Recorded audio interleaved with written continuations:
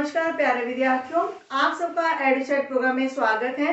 मैं गणित प्रवक्ता विमी गोयल डिस्ट्रिक्ट सिरसा से हूँ और आज हम जो टॉपिक डिस्कस करने जा रहे हैं वो है लिमिट्स एंड डेरिवेटिव्स। हमने अपने लास्ट टॉपिक के अंदर डिस्कस कर लिया था कि लिमिट्स क्या होती हैं और उससे रिलेटेड क्वेश्चंस को हमने सॉल्व कैसे करना है। लेकिन आज हम जो टॉपिक डिस्कस करने जा रहे हैं वो है limits of trigonometric functions.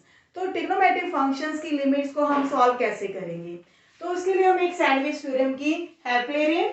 Sandwich theorem क्या है कि अगर हमारे पास तीन फंक्शन इस तरह से हैं कि जो fx है वो क्या है लेस देन और equal to gx and gx is less than और इक्वल टू hx, और जो इनकी x वैल्यू है वो एक कॉमन डोमेन के अंदर एग्जिस्ट कर रही है।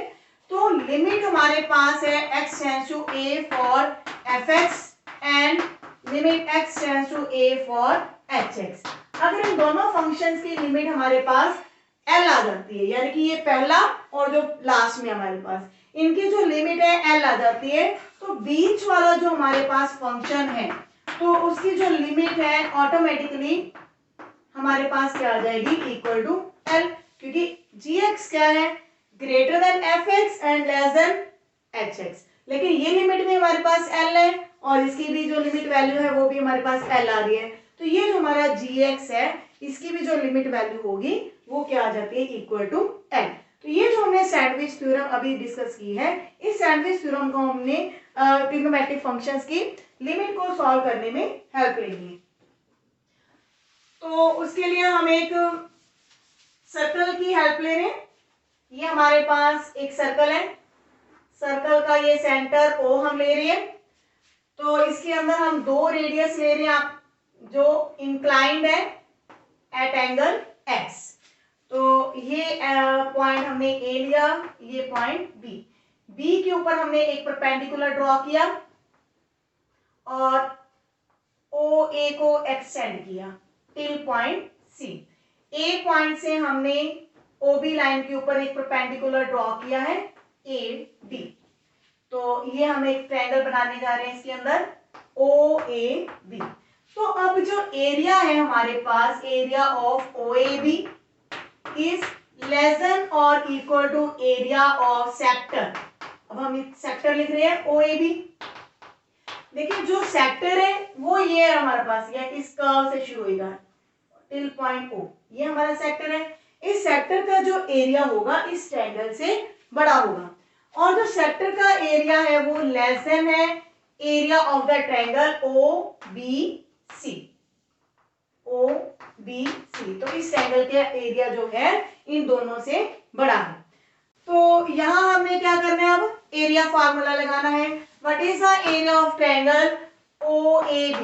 तो इस ट्रायंगल का फार्मूला हमारे पास आएगा half into base into height. तो इस ट्रायंगल का जो बेस है वो क्या है OB, हाइट कितनी है इसमें AD, लेस देन और इक्वल टू। अब एरिया ऑफ सेक्टर हमारे पास फॉर्मूला क्या था, theta by 360 multiply with pi r square. ये हमारा एरिया ऑफ सेक्टर होता है। तो इसमें एंगल हमारे पास x है और यहाँ हम 2 पाई भी लिख सकते हैं और यहाँ पे हमारे पास है pi into r square. R हमारे पास क्या है, ये OB है, OB is the radius half area of OBC। अब इस ट्रायंगल का area half into base into altitude, ये बेस है हमारे पास OB और एल्टीट्यूड क्या है इसमें BC। तो देखिए यहाँ पे OB है, यहाँ पे OB है, यहाँ पे OB है। जब हम किसी इक्वेशन को एक पॉजिटिव वैल्यू के साथ डिवाइड करते हैं और जो ये इनइक्वालिटी है ये चेंज नहीं होती, लेकिन अगर हम नेगेटिव वैल्यू के साथ डिवाइड करते तो ये हमारी जो साइन है बीच में इनइक्वालिटी के ये चेंज हो जाते हैं। और यहाँ पे हम 2 से भी डिवाइड मल्टीप्लाई कर सकते हैं पूरी इक्वेशन को। तो हमारे पास यहाँ बचेगा सिर्फ AD x, क्योंकि ये पाई भी कैंसिल हो जाएगा, इंटू में OB लेस देन और इक्वल टू यहाँ पे हमारे पास बचेगा BC। इसके बाद हम ये जो OB है उसके साथ डिवाइड कर देंगे, तो यहाँ आएगा OB x लेस देन और equal to BC divide by OB। तो देखिए ये हमारे पास है AD डिवाइड बाय OB। अब यहाँ पे OB का कोई काम नहीं है तो हम क्या करेंगे, OB is equal to OA, ये हमें पता है कि because both are the radius, तो ये इस OB को हम चेंज कर देंगे OA के साथ। तो अब हम देखते हैं कि ये जो हमारा AD है, डिवीजन में हमारे पास है OA, तो ये परपेंडिकुलर, ये हाइपोटेन्यूज, तो परपेंडिकुलर अपॉन हाइपोटेन्यूज किसका फॉर्मूला होता है, साइन थीटा का। लेकिन यहाँ पे साइन थीटा की बजाय हमारे पास क्या आ जाता है, x लेस देन और इक्वल टू। अब हमारे पास है ये BC डिवाइड बाय OB, तो ये हमारी परपेंडिकुलर है, ये हमारा बेस है, तो परपेंडिकुलर अपॉन बेस, ये किसका फॉर्मूला होता है, टेंजेंट थीटा का, और यहाँ पे हमारे पास क्या आएगा, टेंजेंट x, क्योंकि ये दोनों ये जो ट्रायंगल है इसमें एंगल हमारे पास x है। तो ये हमारे पास एक रिजल्ट आ गया, x sin x is less than और equal to x is less than और इक्वल टू टेंजेंट x। तो अगर हम इस पूरी इक्वेशन को उल्टाकर लिखते हैं, या हम ये कह लो कि sin x के साथ डिवाइड कर दें, तो यहाँ आएगा 1 डिवाइड बाय लेस देन और equal to x by sin x less than और इक्वल टू, यहाँ टेंजेंट x के नीचे जब हम sin x लेंगे, क्योंकि टेंजेंट x का फॉर्मूला क्या होता है, साइन बाय कोस, तो ऑटोमेटिकली हमारे पास क्या आएगा, यहाँ आ जाएगा 1 बाय कोस। अब हम पूरी इक्वेशन को क्या करेंगे, उल्टा कर देंगे, मींस यहाँ पे हम ये 1 आ जाएगा और साइन चेंज हो जाएगी इनक्वालिटी, यहाँ आएगी साइन x बाय x और यहाँ पे आ जाएगा कोस x, मींस न्यूमरेटर और डिनोमिनेटर को हमने आपस में इंटरचेंज किया तो इनक्वालिटीज में भी चेंजेस आएंगी। ये चेंजेस क्यों आती है इनक्वालिटीज की, देखिए अगर हमारे पास यह मैं एक छोटी सी उदाहरण दे रही हूँ कि 3 इज ग्रेटर देन 2 है हमारे पास, लेकिन अगर हम इन टर्म्स को उल्टाकर 1/3 और 1/2 कर देते हैं तो ऑटोमेटिकली जो टर्म हमारे पास पहले बड़ी थी अब डिनोमिनेटर में गई, तो यानी कि 1 को जब हम 3 से डिवाइड कर रहे हैं तो वो वैल्यू उतनी ही छोटी हो जाती है, तो इनक्वालिटी अपने आप हमारी जो है वो चेंज हो जाती है पॉजिटिव वैल्यूज के अंदर। तो ये इसी तरह यहाँ पे हमने इनक्वालिटी को चेंज कर दिया। तो अब हमारे पास जो रिजल्ट आया है वो क्या आया कि जो cos x है वो क्या है, लेस देन और equal to sin x by x and which is less than और इक्वल टू 1। अब हम क्या लेते हैं, limit x tends to 0 for cos x, तो ये हमारे पास cos 0 डिग्री आएगा, cos 0 डिग्री की वैल्यू हमारे पास 1 होती है, लेकिन हमारे पास इसकी जो कांस्टेंट है, कांस्टेंट की लिमिट भी हमारे पास 1 ही आएगी, तो ये हमारा fx था, ये हमारा gx था, ये हमारा hx था। तो इन दोनों की जो पहला और तीसरा फंक्शन है इनकी जो लिमिट है हमारे पास वो वैल्यू कितनी आई है, 1 आई है। तो सैडविच थ्योरम के अकॉर्डिंग हमारा जो मिडल में फंक्शन है, बीच वाला फंक्शन है, उसकी भी जो लिमिट वैल्यू है वो भी हमारे पास क्या आ जाती है, 1 आ जाती है। और ये हमारे एक इंपॉर्टेंट रिजल्ट है कि sin x बाय x इसकी जो लिमिट वैल्यू है x टेंड्स टू 0 के लिए वो वैल्यू हमारे पास क्या आ जाती है, 1। और इसी रिजल्ट से हम डिड्यूस कर सकते हैं limit x tends to 0 for tangent x divide by x, ये वैल्यू भी 1 आएगी। कैसे, क्योंकि हम टेंजेंट x को क्या लिख सकते हैं, साइन बाय कोस, और साइन x बाय x की लिमिट वैल्यू हमारे पास 1 आई है और cos 0 भी हमारे पास 1 होता है, तो यहाँ से 1 आ जाएगा। यहाँ हमें कौन सा फॉर्मूला अप्लाई करना है, रैशनल फंक्शन का, कि हमारा फंक्शन fx है और नीचे gx है, तो दोनों की लिमिट वैल्यू अलग अलग ले सकते हैं, तो ऊपर वाले की भी 1 आएगी, नीचे वाले की भी 1 आएगी, तो आंसर हमारे पास क्या आ जाता है, 1। तो इस तरह से ये दो रिजल्ट है हमारे पास कि अगर sin x बाय x है तो उसकी लिमिट वैल्यू भी 1 होगी, टेंजेंट x बाय x है तो भी इसकी लिमिट वैल्यू क्या होगी, 1। लेकिन ये ध्यान रखना है कि जो लिमिट है वो x टेंड्स टू 0 होना चाहिए, और limit x tends to 0 for cos x, ये तो वैल्यू में पता ही है 1 होगी, क्योंकि cos 0 क्या होता है, cos 0 की वैल्यू 1 होती है।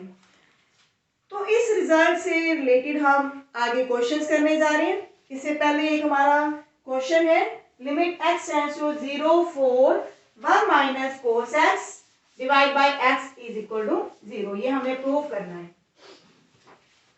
तो क्वेश्चन क्या है, limit x tends to 0 for 1 minus cos x upon में हमारे पास क्या है x।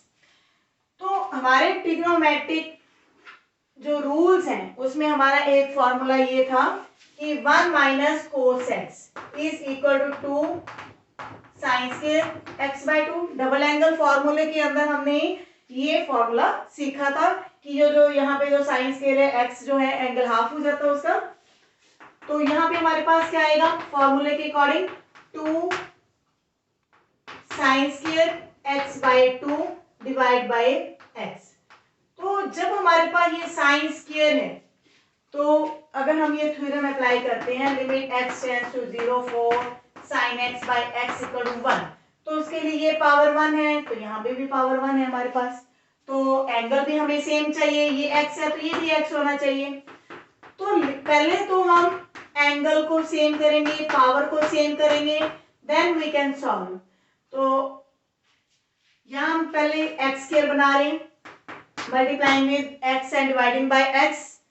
तो फिर हमें क्योंकि ये एंगल x बाय 2 है तो यहाँ हमें क्या चाहिए फिर, क्योंकि यहाँ पे साइन स्क्वायर है तो ये अगर x बाय 4 अगर हमारे पास होगा तभी x बाय 2 का स्क्वायर बना सकेंगे।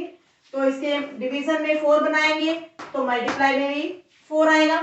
तो इस तरह से हमने ये पूरी एडजस्टमेंट की है और ये वैल्यूज को हम काट के सेट करेंगे।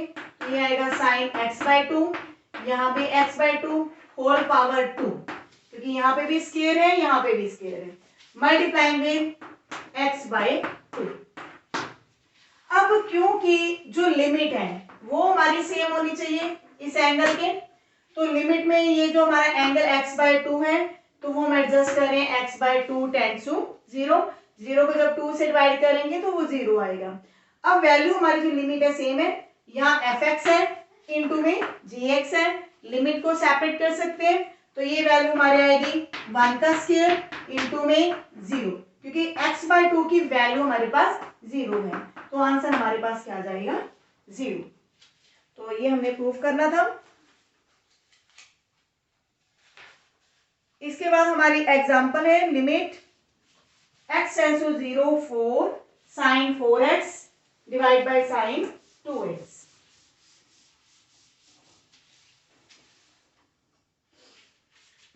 एग्जाम्पल 4 हमारी है, limit x tends to 0 for sine 4x divide by sine 2x। तो यहाँ पे भी हम देखेंगे कि जब हमारे पास लिमिट x टेंड्स टू 0 है साइन थीटा बाय थीटा तो हमें क्या चाहिए 4x। तो यहाँ 4x को हम मल्टीप्लाई करेंगे और डिवाइड करेंगे। सेम ही डिनोमिनेटर साइन 2x है तो हमें साइन 2x के नीचे 2x बनाना है तो हम यहाँ पे मल्टीप्लाई में 2x करेंगे। अब ये वैल्यू जो है x और x कट जाएंगी, ये 4 और 2 भी कैंसिल होगी, यहाँ पे क्या आएगा 2। अब हम लिमिट को सेपरेट कर सकते हैं, साइन 4x बाय 4 के साथ अलग करेंगे और साइन 2x के साथ नीचे जो 2x है इसके साथ हम लिमिट को सेपरेट करेंगे और साथ में ये 2 कांस्टेंट है ये बाहर आ जाएगा। और अब ध्यान देंगे कि ये जो एंगल 4x है यहाँ हम मल्टीप्लाई कर सकते हैं दोनों तरफ 4 के साथ, यहाँ पे भी हम लिमिट में दोनों तरफ मल्टीप्लाई कर सकते हैं 2 के साथ ताकि एंगल सेम हो जाए। अब इसकी वैल्यू हमारे पास क्या आएगी 1 और 1 के नीचे भी 1 तो ये आंसर आ जाएगा 2। तो क्वेश्चन देखिए काफी आसान है, कहीं भी कुछ मुश्किल नहीं है, जस्ट हमने जो एंगल है साइन का उसको हमने डिनोमिनेटर और न्यूमरेटर में एडजस्ट किया है। जो इसका नेक्स्ट पार्ट है वो हम कर चुके हैं ऑलरेडी। इसके बाद है एक्सरसाइज के क्वेश्चन। एक्सरसाइज के क्वेश्चंस बिल्कुल एग्जांपल की तरह है। देखिए first example question of the exercise 13.1। Exercise है हमारी 13.1 first question, limit x tends to 3 for x plus 3। तो इस क्वेश्चन में हमारे पास एक सिंपल पॉलिनोमियल है f(x), तो हमें पता है कि that is equal to fa यानी कि f3 भी आप कह सकते हैं, x की वैल्यू 3 को रिप्लेस करेंगे तो इसका आंसर क्या आएगा 6। तो इसका जो नेक्स्ट सेकंड क्वेश्चन है आप खुद ट्राई करेंगे। थर्ड क्वेश्चन भी बिल्कुल हमारा सेम ही वैसे तो। थर्ड क्वेश्चन में लिमिट r टेंड्स टू 1, तो यहाँ वेरिएबल चेंज है और कुछ भी नहीं, पाई आर स्क्वायर, तो पाई इंटू 1 स्क्वायर, तो 1 की स्क्वायर 1 ही होता है, तो pi into 1 answer will be pi. तो इसका जो फोर्थ क्वेश्चन है आप खुद ट्राई करेंगे। Fifth question is limit x tends to -1 and ऊपर फंक्शन है x टेंड्स टू x की पावर 10 प्लस x की power 5 plus 1 divide by x minus 1। तो इसमें जब हम x की वैल्यू -1 रिप्लेस करेंगे, -1 की पावर 10 प्लस -1 की पावर 5 प्लस 1 डिवाइड बाई -1, तो ये वैल्यू 1, ये वैल्यू -1, क्योंकि -1 की पावर अगर इवन है तो प्लस में आएगी, -1 की पावर अगर ऑड है तो वो नेगेटिव साइन देगी। तो नीचे डिनोमिनेटर में हमारे पास -2, तो ये आएगा -1/2। तो इसका जो नेक्स्ट है सिक्स क्वेश्चन, ये बिल्कुल एग्जाम्पल की तरह हम कर चुके हैं ऑलरेडी, तो ये आप खुद ट्राई करेंगे। सेवन क्वेश्चन भी वैसे एग्जाम्पल की तरह ही है, इसमें हम फैक्टर मेथड अप्लाई करेंगे। अगर हमारे पास 0/0 फॉर्म आती है तो हम फैक्टर मेथड अप्लाई कर सकते हैं। तो सेवन क्वेश्चन में हमारे पास लिमिट x टेंड्स टू 2 है, 3x² minus x minus 10 x minus 4। जब x की वैल्यू हम 2 को रिप्लेस करते हैं तो 3 into 2² -2 minus 10 divide by 2 minus 4, sorry यहाँ पे x² है तो यहाँ पे आएगा 2²। तो ये वैल्यू हमारे पास 0/0 फॉर्म आ गई। अब क्वेश्चन के अंदर जब हमारे पास 0/0 फॉर्म आती है तो it means x minus 2 numerator और डिनोमिनेटर दोनों का एक फैक्टर जरूर होगा। तो हम यहाँ पे क्या अप्लाई करेंगे, फैक्टर मेथड अप्लाई करेंगे। तो यहाँ नीचे आएगा x² माइनस 2², 4 को हम लिख सकते हैं 2², और जो न्यूमिनेटर है ये हमारे पास हम 9th स्टैंडर्ड से करते आ रहे हैं, किसी भी क्वाड्रेटिक पॉलिनोमियल के अगर हमने फैक्टर्स बनाने हैं तो वो कैसे बनाए जाते हैं। तो दो नंबर हम इस तरह से चूज करेंगे जिनकी एडिशन क्या है -1 और मल्टीप्लिकेशन क्या होगी 3 इंटू -10 यानी कि -30। तो 5 और 6 ऐसे नंबर्स हैं जिनको मल्टीप्लाई करने पर 30 आता है, लेकिन यहाँ पे एडिशन एक्चुअल में सब्ट्रैक्शन होगी, क्योंकि मल्टीप्लाई माइनस में है, यानी कि एक नंबर प्लस में है तो दूसरा माइनस में है। तो एक नंबर प्लस में हो तो दूसरा नंबर माइनस में हो, तो हम ये कहेंगे कि वो दोनों नंबर्स आपस में क्या होते हैं, सब्ट्रैक्ट होते हैं। और इस तरह से एक नंबर हमारे पास -6 में होगा, क्योंकि इन दोनों को ही जब हम ऐड करेंगे तो वो -1 साइन देगा हमें। तो ये हमारे पास जो बीच वाली टर्म है इसको हम सेपरेट करेंगे, 5x प्लस में माइनस में 6x माइनस में 10। इसके बाद x कॉमन तो 3x प्लस 5, -2 कॉमन लेंगे तो 3x प्लस 5। तो ये फैक्टर हमारे पास आ जाते हैं 3x plus 5 and x minus 2। And same in denominator हमारे पास फॉर्मूला अप्लाई करेंगे a plus B a minus B, because we have a² minus b²। तो a² माइनस b² के दो फैक्टर होते हैं, a plus B a minus B. तो यहाँ पे हमारे पास 3x plus 5 and x minus 2। तो x माइनस 2 ये जो कॉमन फैक्टर है हमारा कैंसिल हो चुका है। इसके बाद हम लिमिट को रिप्लेस करेंगे 3 इंटू 2 एंड 2 प्लस 2, तो ये आएगा 6 प्लस 5 11/4। तो इस तरह से आपने देखा कि इस क्वेश्चन के अंदर हमने कौन सा मेथड अप्लाई किया, फैक्टर मेथड, क्योंकि हमारे पास 0/0 फॉर्म थी तो कहीं ना कहीं जो x माइनस a है वो न्यूमिनेटर और डिनोमिनेटर का एक कॉमन फैक्टर है।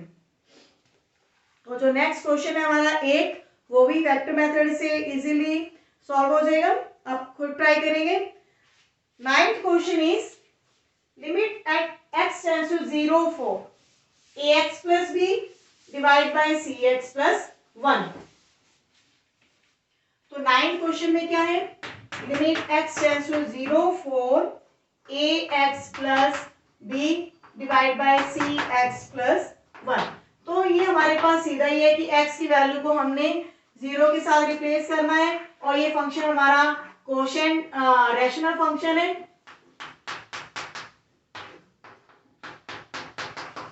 तो ये आएगा b divide by 1, answer is b।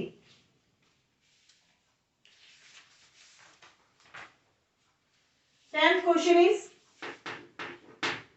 Limit z tends to 1, z की पावर है 1/3 माइनस 1 डिवाइड बाय z की पावर 1/6 माइनस 1। तो इस क्वेश्चन में हम वो थ्योरम अप्लाई करेंगे जिसमें हमारे पास था limit x tends to a, x की पावर n माइनस a की power n divide by x minus a equal to n into x a की पावर n माइनस 1। तो इस रिजल्ट को जब हम ध्यान में रखते हैं तो हमें ये पता चलता है कि x और a की पावर n है, लेकिन डिवीजन में हमारे पास जो हमने लिमिट ली है वो हमारे पास एक फैक्टर के रूप में डिनोमिनेटर में मिलेगा।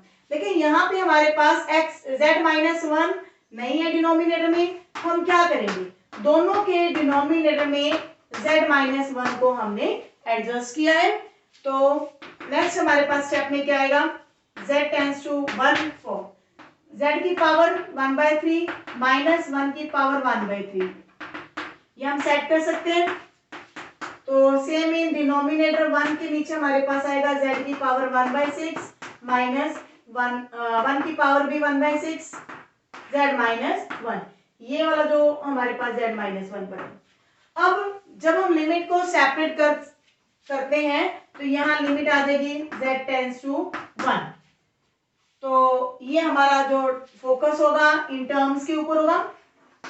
तो यहाँ पे देखेंगे n पावर आगे आ जाएगी, 1 में से एक पावर कम हो जाएगी, सेम इन डिनोमिनेटर 1/6 1 की पावर एक कम हो जाएगी। तो 1 की कितनी भी पावर हो वो 1 आता है। तो ये हमारे पास आएगा 1/3 डिवाइड बाय 1/6, या फिर हम कहेंगे 6/3। तो आंसर इज 2। इसके बाद जो हमारा 11th क्वेश्चन है वो बिल्कुल 9th के क्वेश्चन की तरह है, तो आप खुद ट्राई करेंगे। 12th क्वेश्चन क्या है,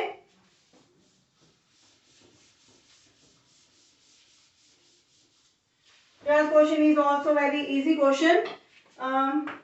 Limit x tends to 2 for 1/x plus 1/2 whole divided by x plus 2। तो इसमें आप देखेंगे कि जब हम लिमिट को सीधा ही रिप्लेस करते हैं 2 के साथ, तो 1/2 प्लस 1/2 डिवाइड में है 2 प्लस 2, तो 1/2 और 1/2 को जब ऐड करेंगे तो 1 आएगा। तो ये आंसर हमारे पास क्या है, 1/4।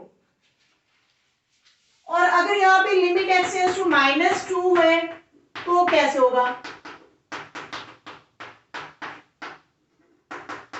क्योंकि जब -2 हम रिप्लेस करेंगे तो ये हमें देगा 0/0 फॉर्म। 0/0 फॉर्म में कहीं ना कहीं हमारे पास x plus 2 is a common factor from numerator and denominator. तो हम क्या करेंगे, यहाँ पे एलसीएम लेके सॉल्व करेंगे। एलसीएम लेंगे तो हमारे पास 2 + x डिवाइड बाय 2x होगा। तो ये हमारा जो फैक्टर है x plus 2 और ये x plus 2 कैंसिल हो गया। तो लिमिट क्या आएगी, x टेंड्स टू -2 के लिए 1/2x आ। तो x की वैल्यू जो -2 है अब रिप्लेस कर सकते हैं 2 × -2। तो ये आंसर आया है 1/4। Next question is 13। Limit x tends to 0 for sin ax divide by bx। तो अब हमने फिर से जो ट्रिग्नोमेट्रिक फंक्शंस की जो लिमिट को सॉल्व किया था वो चीज अप्लाई करेंगे इसमें। 13 क्वेश्चन में limit x tends to 0 for sin ax divide by bx। तो तो देखिए यहाँ पे हमारे पास एंगल क्या है, AX है, तो हमें इसके डिनोमिनेटर में भी AX बनाना है। तो AX को मल्टीप्लाई और डिवाइड करेंगे और डिवीजन में हमारे पास BX भी है, तो ये x हमारा कैंसिल हो जाएगा और A/B कांस्टेंट है, तो ये बाहर आ जाएगी टर्म। और यहाँ पे जो लिमिट है हमारे पास, हम दोनों तरफ डिवाइड मल्टीप्लाई करेंगे a के साथ, तो साइन AX बाई AX। अब ये हमारा sine theta by theta form है and where theta tends to 0 है, तो ये वैल्यू हमारे पास क्या आएगी, 1। तो answer will B A/B। 14th question में भी सेम हम डिनोमिनेटर में क्या करेंगे, थीटा को सेट करेंगे, limit x tends to 0 for sine BX AX, sine AX by sine BX है, तो हम क्या करेंगे, दोनों के जो साइन है, साइन के नीचे हम जो एंगल्स है उनके साथ हमने एडजस्टमेंट करनी है sine theta by theta form बनाने के लिए। तो ये AX है, तो इसके न्यूमरेटर में भी AX आएगा, और साइन BX है, तो इसके डिनोमिनेटर में हमने BX को एडजस्ट किया बाय मल्टीप्लाइंग एंड डिवाइडिंग, तो ये x और ये x कैंसिल, तो ये हमारा साइन AX बाई AX है, ये साइन BX बाई BX है, तो लिमिट को हम सेपरेट करेंगे क्योंकि रैशनल फॉर्म है, साइन AX बाई AX, और डिनोमिनेटर में हमारे पास क्या है, साइन BX बाई BX। तो न्यूमिनेटर और डिनोमिनेटर में क्योंकि साइन थीटा बाई थीटा है और थीटा टेंड्स टू 0 हमने बनाना है, यहाँ AX बनाएंगे और यहाँ BX, क्योंकि दोनों तरफ जब हम मल्टीप्लाई करते हैं a के साथ तो 0 इंटू a 0 ही आएगा, तो ये हमारी लिमिट भी जो थीटा के साथ है वो सेम हो चुकी है। अब ये वैल्यू भी 1 आएगी, ये वैल्यू भी 1 आएगी, तो आंसर हमारे पास क्या आएगा, A/B। तो इस तरह से हमने देखा कि कुछ क्वेश्चंस हमारे पास फैक्टर मेथड से रिलेटेड थे, कुछ पॉलिनोमियल के थे, और कुछ हमारे पास जो थ्योरम हमने की थी x की पावर n माइनस a की पावर n, उस थ्योरम से रिलेटेड भी थे, और ये 2-4 क्वेश्चंस हमने ट्रिग्नोमेट्रिक फंक्शन से रिलेटेड किए हैं। तो आगे जो क्वेश्चंस हैं वो आप खुद ट्राई करेंगे। मिलते हैं नेक्स्ट वीडियो में। Thank you.